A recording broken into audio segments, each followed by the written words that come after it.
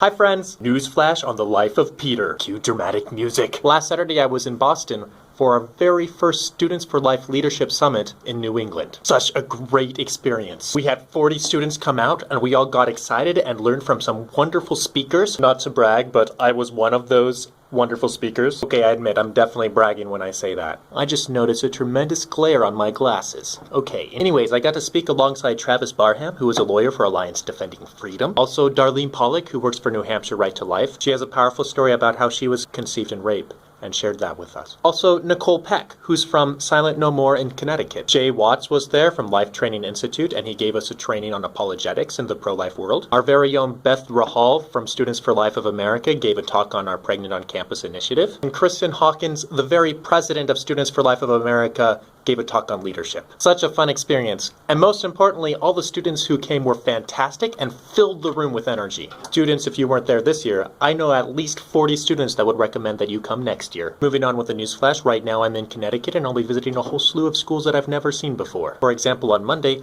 I went to Fairfield for a guest speaker event that they organized with Feminists for Life. Although right now as I record this, that event is still in the future, so I don't actually have any stories to say about it. I also will be visiting a high school in Waterbury, Quinnipiac University, and more. Or I have met with them. Yes, by the time you have seen this, I will have been to these schools. Being new to vlogging, it's still very confusing to know when it's the past and when it's the present and when it's the future. I don't think I could take time traveling. Final thing that I'm very excited about is that right now, even as I'm recording, I'm visiting the old seminary that I went to. It's great to see old faces and places. Actually, there's a lot of young faces here. It's great to see familiar places and spaces. The only trouble is that I forgot to bring a sweater. If you ever visit a seminary while it's still cold outside, remember to bring a sweater. But other than that, I'm so excited to be here, and walking down every hallway is like walking down a literal memory lane. Alright, so what I've said so far would make for a very short vlog, so I thought I would throw in a little bit more. Namely, here are 3 story ideas that I'll probably never get around to writing. The first is about a character I named Megan. She has an uncanny ability. When she reads a story, she imagines herself as a part of it, and when she's done reading, whatever she imagined herself doing in the story is suddenly in the actual story. Like in the writing of the story. Nobody else realizes the change. Everybody thinks that the story had always been written like that. And that's a setup for all sorts of ideas to explore. How does she discover her ability, and where does it lead her? What happens when she writes or reads her own stories? Or what about if she reads the same story twice? And what happens when she reads nonfiction? My second story is obviously influenced by all the thought experiments that come up routinely in my conversations. Hashtag activist life.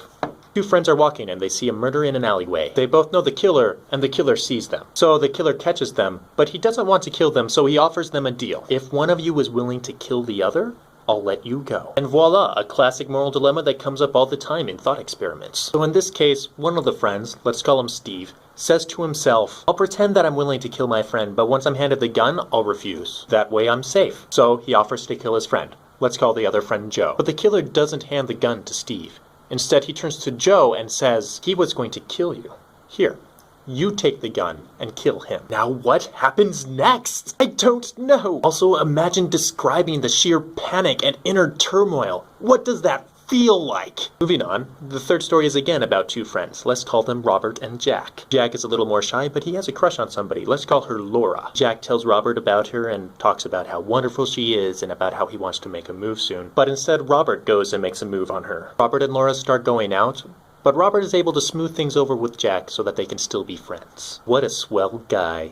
Anyways, Robert gets into a car wreck because everything is dramatic in stories. He winds up hospitalized and in a coma, but he can still hear everything that's going on around him. He hears the doctors talking about how things aren't looking good for him, and his biggest regret is that he stole Laura from Jack. He feels really bad about that. But Jack and Laura spend a lot of time by Robert's bed, and therefore they spend a lot of time with each other. Now, of course, they don't start going out or anything like that, but you know how stories work. Obviously, they're going to pair off after Robert has passed away and Laura has moved on. Slowly, tragically, sappily, voila, a happy ending. So Robert sees all these things coming, and that makes him happy. Everything is going to end up okay, and he even starts preparing himself to die. But he doesn't die. Instead, at that moment, he starts to get better. And I still don't know what would happen next. And there you have it, all the random thoughts in the life of Peter. I wish you all a happy Wednesday. Also, by the way, someone told me that they didn't subscribe to my channel simply because they didn't have a YouTube account. So, did you know that if you have a Gmail, you automatically have a YouTube account? And if you're using Chrome right now, you're probably already logged in. Don't believe me? Click on like and subscribe. There's gotta be a name for what I did in those last 3 lines. I'm not sure what it is.